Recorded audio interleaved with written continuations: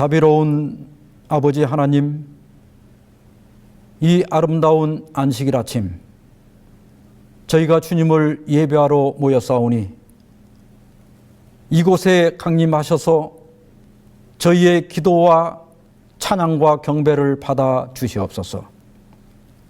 오늘도 저희가 주의 말씀을 기다리오니 주여 우리에게 말씀해 주셔서 이 말씀이 어둡고 어지러운 세상에서 우리 발에 등불이 되게 해 주시옵소서.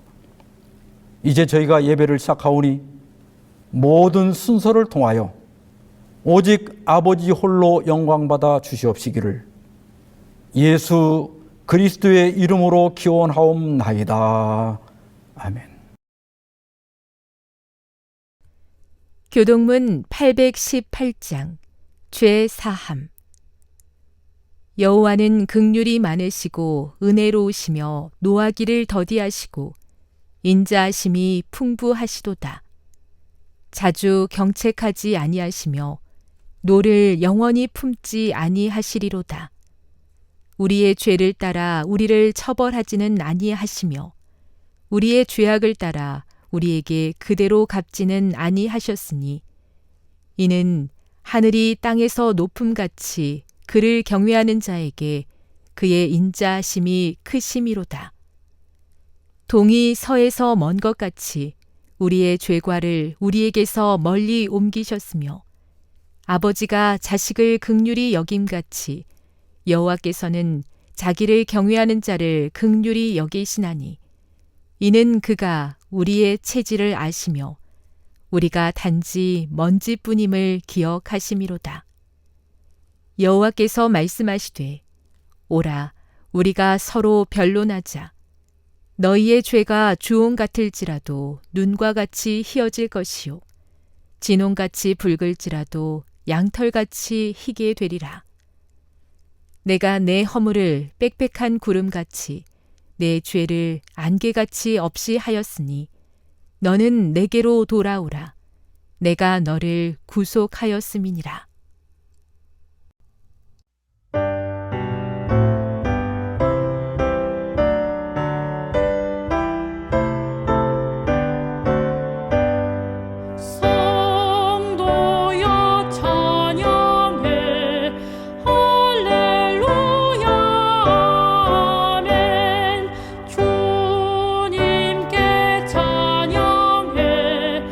할렐루야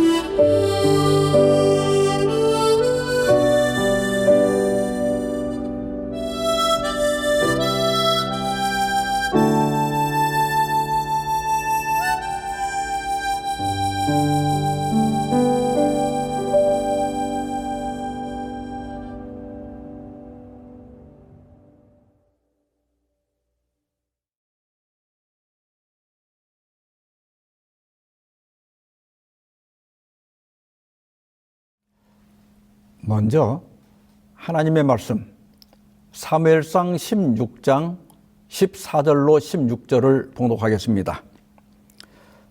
여호와의 영이 사울에게서 떠나고 여호와께서 부리시는 악령이 그를 번뇌하게 한지라. 사울의 신하들이 그에게 이르되 보소서, 하나님께서 부리시는 악령이 왕을 번뇌하게 하온즉 원하건대 우리 주께서는 당신 앞에서 모시는 신하들에게 명령하여 수금을 잘 타는 사람을 구하게 하소서. 하나님께서 부리시는 악령이 왕에게 이를 때에 그가 손으로 타면 왕이 나으시리이다 하는지라. 1984년에 제작된 아마데우스라는 영화가 있습니다. 실제 인물인 오스트리아 비엔나 궁정악장인 안토니오 살리에리와 당대 최고의 음악 천재 볼프강 아마데우스 모차르트의 운명적인 대립을 그린 영화입니다. 영화 본질상 픽션이라서 허구가 섞여 있지만 그 예술적 가치가 매우 높아 아카데미상 8개 부분과 골든 글로브상 4개 부분을 휩쓴 불후의 명작입니다. 이 영화는 노년의 살리에르가 자살을 시도한 후에 정신병원에 수용되어 평생 자신을 짓눌렀던 어두운 비밀을 보글러 신부에게 고백하며 시작됩니다. 살리에르는 원래 누구보다 경건한 가톨릭 신자였습니다. 그는 어린 시절에 기도하기를 이 세상에서 가장 위대한 작곡가가 되어 음악을 통해 하나님을 찬미하고 자신 또한 영원히 추앙받는 작곡가가 되게 해달라고 기도했습니다. 그리고 평생 자신의 성심과 근면과 겸손한 마음을 바치기로 서원했습니다. 실제로 그는 누구보다 성실하게 살았고 음악의 도시 비엔나에서 모두에게 존경받는 높은 지위에 올랐습니다. 그러나 하나님의 음성이 담긴 듯한 완벽하고 천상적인 음악이 자신이 아닌 방탕하고 천박해 보이는 모차르트를 통해 흘러나오는 것을 보고 그의 신앙은 끔찍한 증오로 변해버립니다. 살리에르는 신부에게 절규하며 이렇게 말합니다. 하나님은 왜 나에게 그 아름다움을 알아볼 수 있는 능력만 주시고 그것을 만들어낼 재능은 저 천박한 자에게 주셨단 말입니까? 그는 모차르트를 시기한 것을 넘어 그를 선택한 하나님께 분노합니다. 그리고 모차르트를 죽음으로 몰아넣기 위해서 온갖 음모를 꾸몄지만 정작 파멸한 것은 살리에리 자신이었습니다. 그는 평생을 열등감과 관계 속에서 보내며 비참한 노년을 맞이합니다. 시기심이라는 악령이 한 경건했던 예술가의 영혼을 송두리째 삼켜버린 겁니다. 이 비극적인 살리에리의 모습은 놀랍게도 사울과 너무나 닮아 있습니다. 사울도 처음부터 그런 괴물이 아니었습니다. 그는 이스라엘 지파 중 가장 작은 베냐민 지파 출신으로 스스로를 가장 미약한 자라고 부르던 겸손한 젊은이였습니다.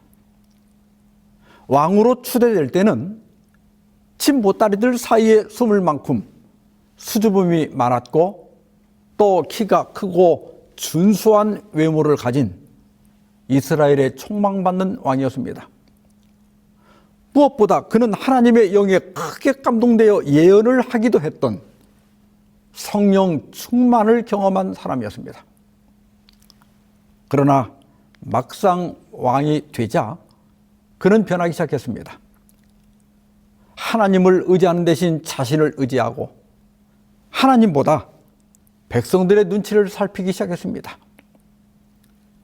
사울의 첫 번째 실수는 블레셋과 전쟁할 때 사무엘이 올 때까지 기다리지 못하고 자신이 번제를 드린 겁니다. 결정적인 위기의 순간에 하나님을 믿지 못한 겁니다. 하나님은 자신을 전적으로 신뢰하지 않는 사울과 함께 일하실 수가 없었습니다. 사무엘은 왕의 나라가 길지 못할 것이라고 선언했습니다. 그러나 한 번 더 기회가 있었습니다. 바로 아말렉을 진멸하라는 여호와의 헤렘을 수행할 과제를 받은 겁니다. 그는 전쟁을 잘 이끌어 대승을 거두었습니다. 그러나 이번에도 여호와의 명령을 어기고 좋은 가축들을 남겨놓았습니다. 하나님께 제사 드리려고 남겨놓은 것이라고 변명했지만 사무엘은 냉정하게 그의 패위를 선언했습니다. 왕이 여호와의 말씀을 버렸으므로 여호와께서도 왕을 버려 왕이 되지 못하게 하셨나이다. 그리고 오늘 본문 14절로 이어집니다. 여호와의 영이 사울에게서 떠나고 여호와께서 부리시는 악령이 그를 번뇌하게 한지라. 사무엘의 패위 선언 후에 사울의 뇌리에는 사무엘의 말이 계속해서 맴돌았습니다. 여호와께서도 왕을 버려 왕이 되지 못하게 하셨나이다. 이때 사울에게는 두 개의 길이 있었습니다. 첫째는 늦게나마 진심으로 회개하는 길이었고, 둘째는 변명하고 원망하는 길이었습니다. 안타깝게도 사울은 회개의 길로 나가지 않았습니다. 아까 그 살리 에리가 모차르트를 시기하며 하나님을 원망한 것처럼 사울도 자기 잘못은 생각하지 않고 자기를 버린 하나님을 원망했습니다. 그 결과 어떻게 됐습니까? 여호와의 영이 사울에게서 떠났습니다. 사울이 악령의 지배를 받게 된 첫 번째 이유는 하나님의 성령이 떠났기 때문입니다. 성령은 우리 마음을 지키는 방벽입니다. 우리가 성령 충만해 있을 때, 다시 말해 성령께서 내 삶의 모든 영역을 지배하실 때 우리 양심은 깨어있고 성령의 음성은 크게 들립니다. 그러나 성령의 음성을 거절하면 그 소리는 점점 희미해지고 마침내 성령의 음성에 귀가 닫히게 됩니다. 살인하고 간음하고 도적질하는 것보다 성령을 거역하는 죄가 훨씬 더 치명적입니다. 예수님께서 귀신 들려 눈 멀고 말 못하는 사람을 고치시자 바리새인들이 귀신의 왕 바알세부를 힘입어 쫓아낸 것이라고 비난했습니다. 그때 예수님께서는 사탄이 어떻게 사탄을 쫓아낼 수 있느냐고 반문하시며 엄중히 경고하셨습니다. 그러므로 내가 너에게 이르노니 사람에 대한 모든 죄와 모독은 사하심을 얻되 성령을 모독하는 것은 사하심을 얻지 못하겠고, 또 누구든지 말로 인자를 거역하면 사하심을 얻되 누구든지 말로 성령을 거역하면 이 세상과 오는 세상에서도 사하심을 얻지 못하리라. 성령을 모독하는 것은 분명한 성령의 역사를 부인하는 겁니다. 저는 얼마 전에 한 SNS에서 남은 교회에 허락하신 예수의 증거, 곧 예언의 신을 공공연하게 부인하는 글을 보았습니다. 가슴이 덜컥 내려앉는 거예요. 예수님께서는 분명한 성령의 역사를 모독하고 비방하는 것은 결코 사심을 얻지 못한다고 경고하셨기 때문입니다.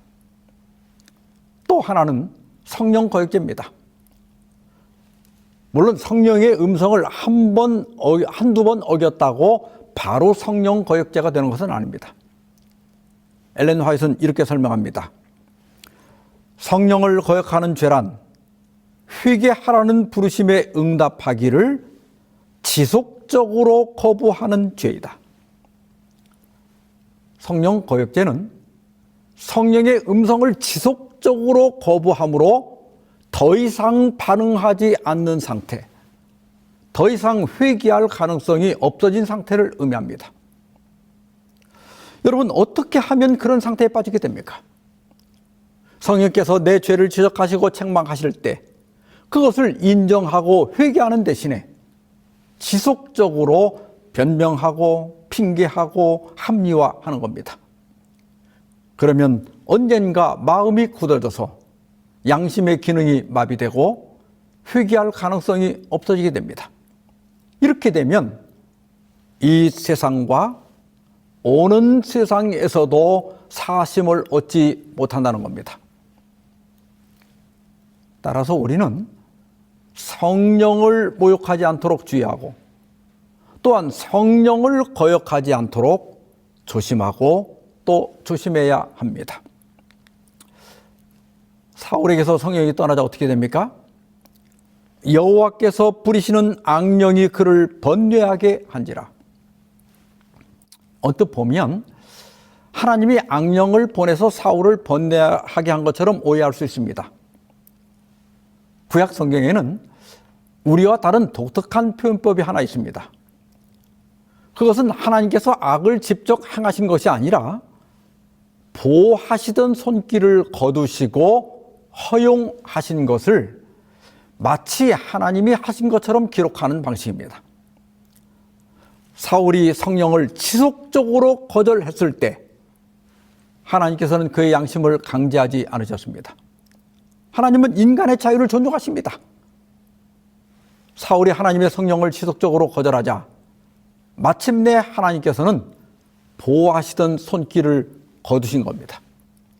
그러자 호시탐탐 기회를 노리던 악령이 즉시 사울을 지배하기 시작한 겁니다. 여기에서 우리는 중요한 영적 원리를 깨닫게 됩니다.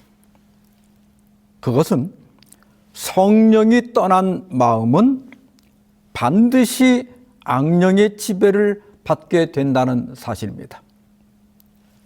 마음에는 진공 상태가 없는 겁니다. 예수님께서는 이 원리를 비유로 설명하셨습니다. 더러운 귀신이 나갔다가 다시 돌아와 보니 그 집이 비고 청소되고 수리되어 있었습니다. 그런데 주인이 없는 거예요. 이에 가서 저보다 더 악한 귀신 7을 데리고 들어가서 거하니 그 사람의 나중 형편이 전보다 더욱 심하게 되느니라. 여러분, 이것은 경고입니다. 이전의 죄된 삶과 오류를 버리는 것만으로는 충분하지 않습니다. 그 빈 자리에 진리가 채워지고 하나님께서 내 마음을 지배하도록 자신을 바쳐야 합니다. 이것을 등한히 하면 언젠가 다시 이전의 삶으로 돌아가게 되고 그 형편은 전보다 더 나빠지게 됩니다. 시대의 소망 323페이지입니다. 한 영혼이 파괴되는 것은 저항하기 때문만이 아니라 등한히 하기 때문이기도 하다. 따라서 사탄을 물리치는 것만으로는 부족합니다. 적극적으로 성령을 모셔야 합니다. 악을 미워하는 것만으로는 부족합니다. 선한 것을 열정적으로 사랑해야 합니다. 오류를 버리는 것만으로는 부족합니다. 그 심령을 진리로 채워야 합니다. 사도 베드로 역시 이렇게 경고했습니다. 만일 그들이 우리 주 되신 구주 예수 그리스도를 알므로 세상의 더러움을 피한 후에 다시 그 중에 얽매이고 지면 그 나중 형편이 처음보다 더 심하리니 참된 속담에 이르기를 개가 그 토하였던 것에 돌아가고 돼지가 씻었다가 더러운 구덩이에 도로 누웠다는 말이 그들에게 응하였도다. 저는 진리를 깨닫고 우리와 함께했던 사람들이 어떤 이유로든 우리를 떠나게 되면 우리가 믿는 진리를 더 격하게 부정하고 증오하는 것을 보았습니다. 이런 사람들에 대해 바울은 눈물을 흘리며 그들이 그리스도의 십자가와 원수로 행하느니라고 말했습니다. 여러분, 어쩌다 그렇게 됐을까요? 성령이 떠난 마음은 반드시 악령의 지배를 받게 되기 때문입니다. 악령이 그를 번뇌하게 한지라. 성경 주석을 보겠습니다. 요세푸스는 이 질병을 이렇게 설명한다. 사울로 말하면 어떤 희한하고 악마적인 창난 증세가 엄습하여 그를 질식해 곧 숨이 넘어갈 지경이 되었다. 자신보다 더 나은 사람에게 왕권을 빼앗길 것이라는 선지자의 통고를 곰곰이 생각하면서 그는 심각한 우울증이 생겼음이 분명하다. 간헐적으로 악령에 들리면 사울은 광기 어린 사람처럼 느끼고 행동했다. 사울에게는 두 가지 문제가 있었습니다. 첫째는 정신과적 문제입니다. 감정을 억제하지 못해 광적으로 분노했다가 후회가 밀려들면 절망과 자기 경멸로 심각한 우울증에 빠지는 겁니다. 둘째는 영적인 문제, 바로 악령의 지배입니다. 각시대 대행투 517페이지에서는 이렇게 말합니다. 허락되기만 한다면 악령들은 우리의 정신을 혼란하게 하고 우리의 육체를 병들게 하여 고통을 주며 우리의 재산과 생명까지 파괴할 수 있다. 그들의 유일한 기쁨은 불행과 파괴이다. 하나님의 거룩한 요구를 거절하고 사탄의 유혹에 굴복하다가 마침내 악령들의 지배를 받도록 하나님께 버림받은 자들의 상태는 참으로 두려운 것이다. 사울의 분노와 우울증이 심해지면 그의 정신이 악령의 지배를 받게 되고 그러면 발작을 일으키며 질식해서 숨이 넘어갈 지경이 되는 겁니다. 사탄은 하나님께로부터의 자유, 하나님의 율법으로부터의 자유로 우리를 유혹하지만 그 유혹에 빠지면 결국 이렇게 비참한 악령의 지배 아래 들어가게 됩니다. 사울의 신하들은 음악 치료를 원했습니다. 현대 음악 치료는 1950년대에 미국에서 체계화되었지만 이미 3000년 전에도 사람들은 음악의 힘을 알고 있었습니다. 신하들의 추천으로 베들레헴의 소년 다윗이 왕궁으로 옵니다. 다윗은 단순한 연주자가 아니었습니다. 그가 부르는 노래는 하나님을 향한 기도와 찬미가 담긴 노래였고 하나님이 함께 하시는 사람이었습니다. 하나님께서 부리시는 악령이 사울에게 이를 때 다윗이 수금을 들고 와서 손으로 탄즉 사울이 상쾌하여 낫고 악령이 그에게서 떠나더라. 이 효과는 현대 과학으로도 증명이 되고 있습니다. 이것은 미리암 토마 등 6명의 학자들이 국제학술지인 플로스 원에 발표한 음악이 인간의 스트레스 반응에 미치는 영향이라는 논문입니다. 연구진은 건강한 성인 여성 60명을 세 그룹으로 나누었습니다. 첫 그룹은 이완 음악을 듣게 하고 두 번째 그룹은 물소리 같은 자연의 소리를 듣게 하고, 세 번째 그룹은 아무 자극 없이 쉬게 했습니다. 그 후에 어떤 발표를 하거나 계산을 하는 등 스트레스를 받게 하고 타액을 검사했습니다. 검사 결과를 보면 음악을 들은 그룹은 스트레스 호르몬인 코르티솔의 분비가 적었고 소화효소인 알파 아밀라제의 회복 속도가 가장 빨랐습니다. 심박수 또한 아주 빠르게 정상으로 돌아왔습니다. 즉, 음악이 자율신경계를 빠르게 안정시킨다는 겁니다. 다윗이 수금을 탈 때 사울도 이와 같은 치유를 경험했습니다. 상쾌하여 낫고 악령이 떠났습니다. 그러나 음악은 사울을 잠시 진정시킬 뿐 근본적인 치료제가 아니었습니다. 사울이 완치되려면 진정한 회개라는 약이 필요했습니다. 하나님을 원망하고 다윗을 시기하는 마음을 버리지 않는 한 그의 병은 고쳐질 수 없었습니다. 우리가 교회에 모여 감동적인 찬양을 하고 은혜로운 설교를 들을 수 있습니다. 그것들이 잠시 우리 마음을 부드럽게 하고 평안하게 할 수 있습니다.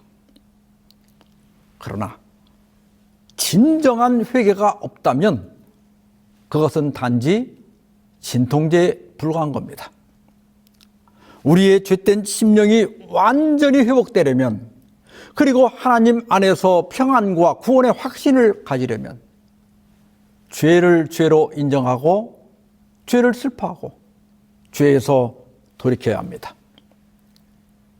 여기서 우리는 오늘 말씀의 두 번째 포인트를 발견하게 됩니다.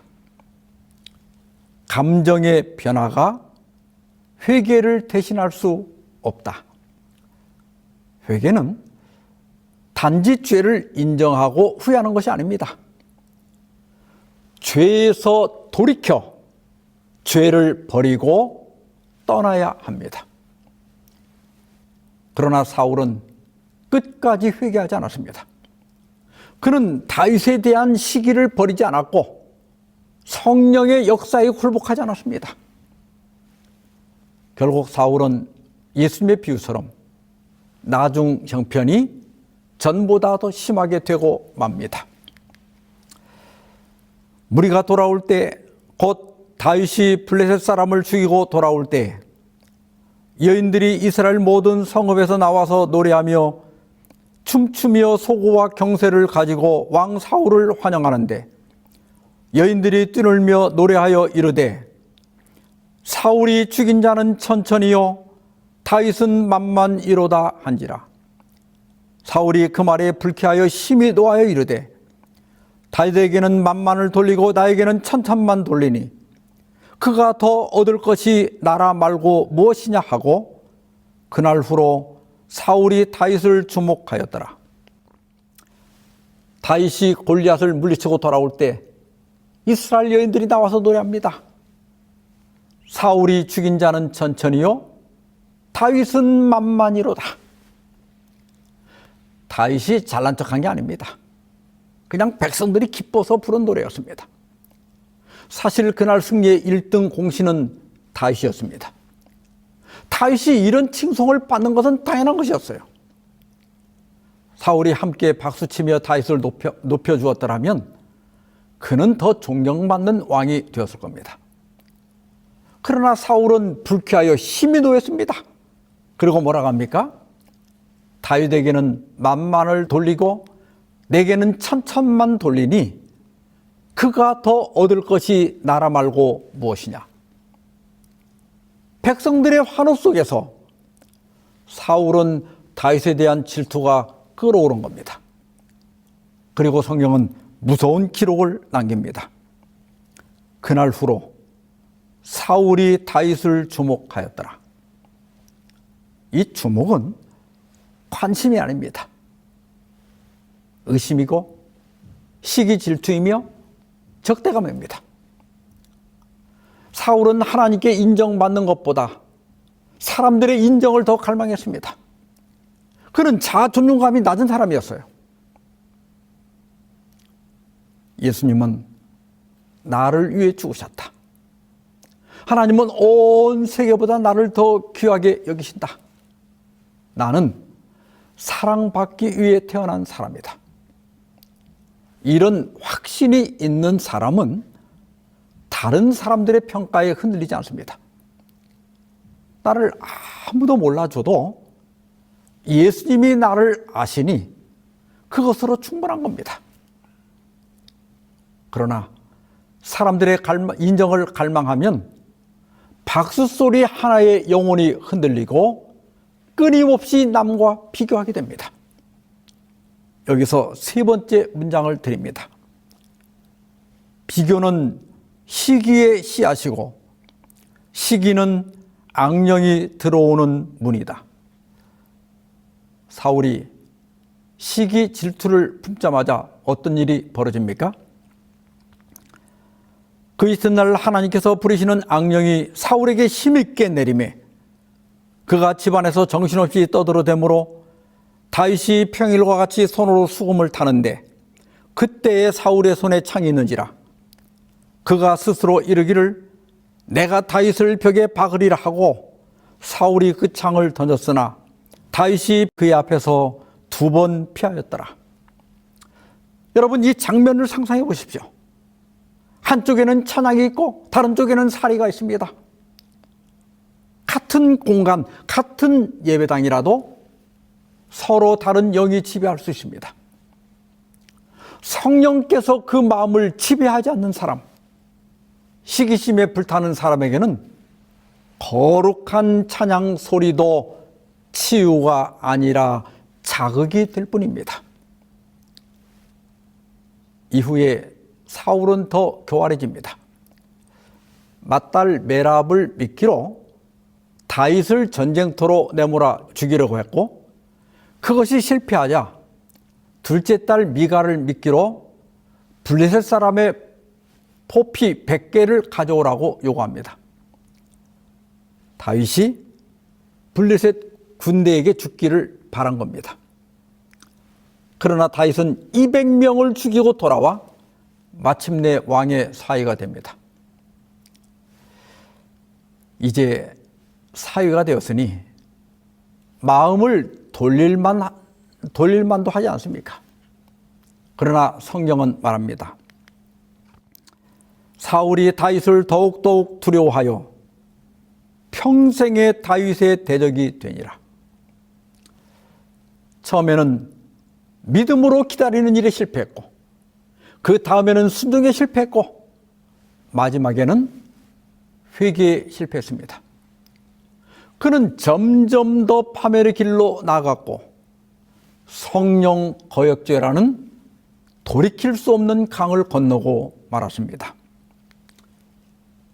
사랑하는 성도 여러분, 오늘 우리는 사울의 비극적인 몰락을 지켜보았습니다.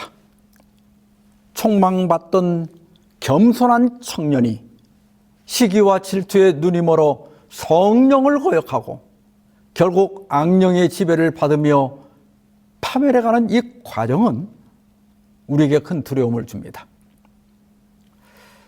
혹시 오늘 말씀을 들으면서 나도 성령 거역죄를 범할까 걱정이 되십니까? 그러나 오늘 말씀이 우리에게 주는 교훈은 절망이 아니라 역설적이게도 희망입니다. 사탄은 언제나 우리를 죄의 구렁텅이로 밀어넣은 뒤에 우리의 귀에 대고 이렇게 속삭입니다. 너는 끝났어. 너는 결코 용서받을 수 없어. 엘렌 화이트는 이러한 사탄의 전략을 꿰뚫어보며 이렇게 기록했습니다. 사람들로 죄를 범하게 하고 그들로 절망과 공포 속에 빠져 용서받기를 두려워하게 만드는 것이 사단의 특별한 계책이다. 여러분, 속지 마십시오. 나는 너무 멀리 왔어. 용서받지 못할 거야. 이런 생각은 성령의 음성이 아니라 사탄의 속임수입니다. 사울이 몰락의 길을 간 이유는 그가 죄를 지었기 때문이 아니라 하나님께 회개하고 나아가는 대신에 하나님을 등지고 숨어버렸기 때문입니다.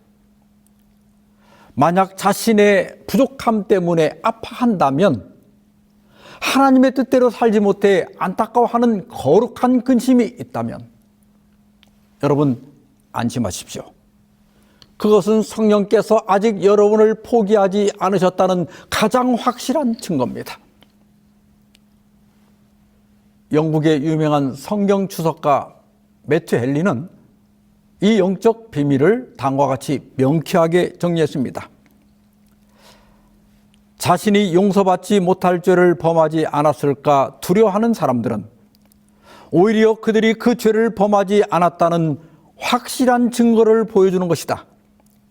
두려워 떨며 통회하는 죄인은 자기가 버림받은 상태가 아니라는 증거를 이미 그 자신 안에 가지고 있는 것이다. 자신의 죄에 대해 근심하고 있다면, 자신의 구원을 염려하고 있다면 우리는 아직 용서받지 못할 죄를 범한 것이 아닙니다. 아직도 하나님은 우리를 포기하지 않았습니다. 우리 마음도 아직 다치지 않은 겁니다. 사울처럼 그 양심의 소리를 외면하고 변명하며 도망가지 마십시오. 대신 다윗처럼 또 베드로처럼 자신의 깨어짐을 그대로 안고 십자가로 나오시기 바랍니다. 우리에게 필요한 것은 완벽함이 아니라 상하고 통회하는 심령입니다. 하나님께서는 상한 갈대를 꺾지 않으시고 꺼져가는 등불을 끄지 않으십니다. 오늘 이 시간 우리 마음에 있는 시기와 질투 그리고 은밀한 죄악들을 주님 앞에 다 내려놓읍시다. 그리고 내 의지가 아니라 성령의 도움을 구합시다. 주님, 저는 연약합니다. 그러나 주님을 떠나지 않겠습니다. 제 속에 정한 마음을 창조하시고 제 안에 정직한 영을 새롭게 하소서. 이렇게 고백하며 다시 한번 순종의 길로 들어서는 저와 여러분이 되시기를 바라며 오늘 말씀을 마치겠습니다. 기도합시다. 자비하신 하나님 아버지, 오늘 사울의 비극적인 모습을 통하여 성령 거역죄의 위험을 깨닫게 하시니 감사합니다. 저희 안에 남과 비교하는 시기심과 죄를 합리화하려는 마음이 숨어 있다면 저희를 용서하여 주시옵소서. 저희의 마음에 성령 하나님 오셔서 충만히 채워주시고 주의 뜻을 따라 살게 하여 주시옵소서. 혹시 자신의 연약함 때문에 아파하며 두려워하는 영혼이 있다면 죄는 미워하지만 죄인은 죽기까지 사랑하시는 주님의 사랑을 믿고 다시 일어서게 하여 주시옵시기를 예수 그리스도의 이름으로 간절히 기도하옵나이다. 아멘.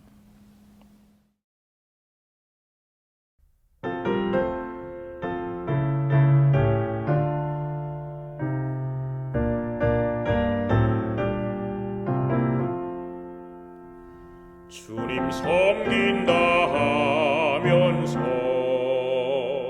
세상 쾌락을 즐겼네. 주의 사랑 전했으나 죄를 더욱 사랑했네. 한운 멀고 곤비한 벌거벗은 나의 영혼 주님 돌아왔습니다.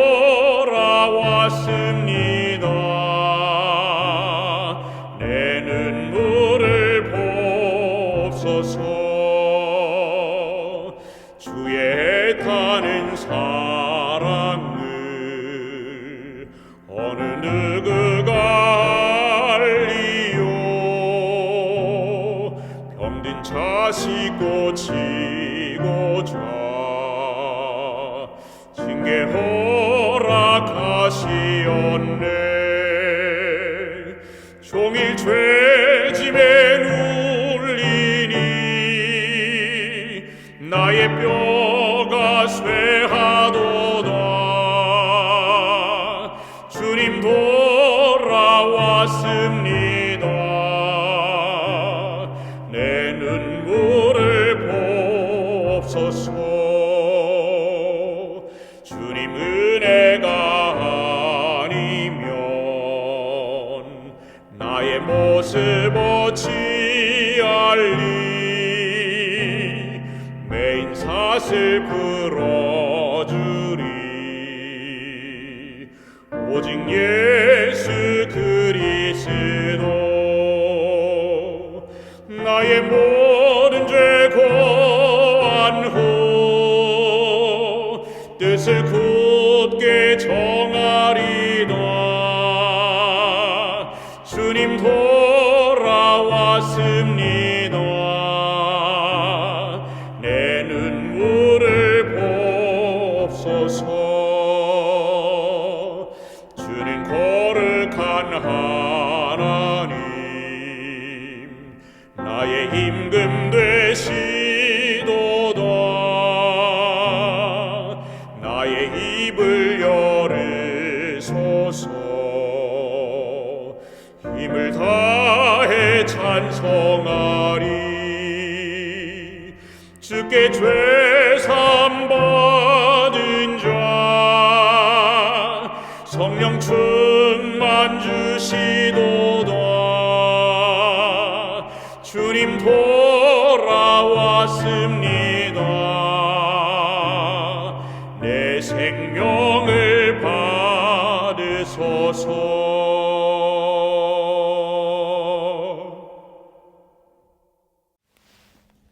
이제는 하나님 아버지의 크신 사랑과 예수 그리스도의 은혜와 성령의 교통하심이 너희 무리와 함께 있을지어다. 아멘.